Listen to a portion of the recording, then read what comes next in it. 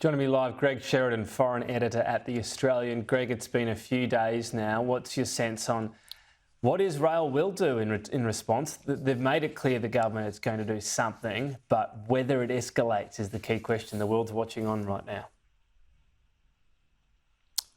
Yes, Tom. So my sense is Israel will respond, but they'll do so at a time of their own choosing. I think it's likely to be a missile response rather than an Air Force response. I don't think they'll attack Iran's nuclear facilities. I think they want to keep their own operational focus on Gaza at the moment.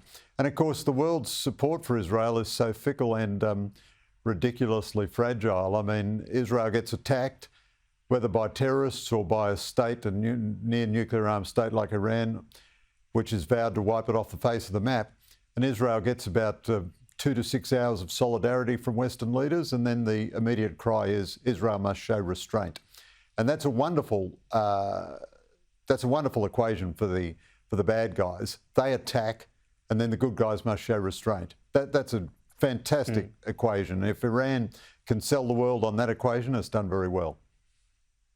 I was reading some analysis this week suggesting that by Iran telegraphing the attack and, yes, launching a whole lot of missiles, that's a serious thing to do, but also doing so against such a good system, the Iron Dome, that they were not necessarily hoping this would escalate, so that Israel, as much as they would be affronted and this should be condemned globally, didn't have its security threatened because it knew it was coming because the Iron Dome's so good. Do you think Israel could do something similar if it's telegraphed in some way? It gives Iran the opportunity not to necessarily escalate? Well, no, Tom, I just think that analysis is all baloney, really. First of all, we can't know exactly what the Iranians had in mind. Do you think that they launched 300 missiles expecting them all to fail?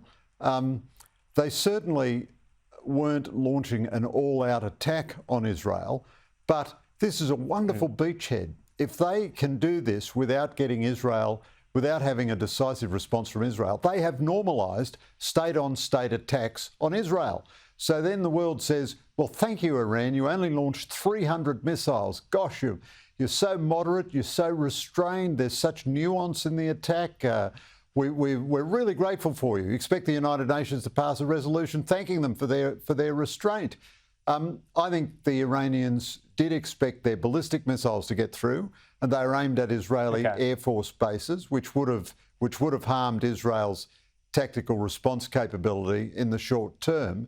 I think they're embarrassed by the technical failure, but there's no cause in this for Israel to be complacent. And I think Israel will respond by attacking Iranian military facilities. That would be my guess. And then it's up to Iran what it does. I mean, it's not up to Israel to, well, obviously manipulate the Iran's actions. Is that you ideally don't want to escalate it, but I take your point that they cannot have this as a zero-cost exercise, firing hundreds of missiles. So you take your point on that. I ask you these questions because you look at this stuff more closely than me, Greg Sheridan. Binskin, the Binskin Inquiry, I guess we'll call it. So far, no sign we're going to get cooperation. Is this all going to be a bit irrelevant? Is Israel just ignoring us on this? This is, of course, us wanting him to investigate what happened in those killings of the aid workers. Well, I make three short points about it, Tom. First of all, no other country which lost an aid worker has appointed anyone equivalent to Mark Binskin to try to interfere in Israel's internal military investigation. That's point number one. Point number two, Australia has many, many times inadvertently killed civilians in warfare. We have never, ever invited or allowed an outside nation to send any representative or have any input into our inquiries, and any liaison role could easily be undertaken by the Australian ambassador in Israel. So I believe this is a complete cynical stunt by the Albanese government. It is a misuse of Binskin.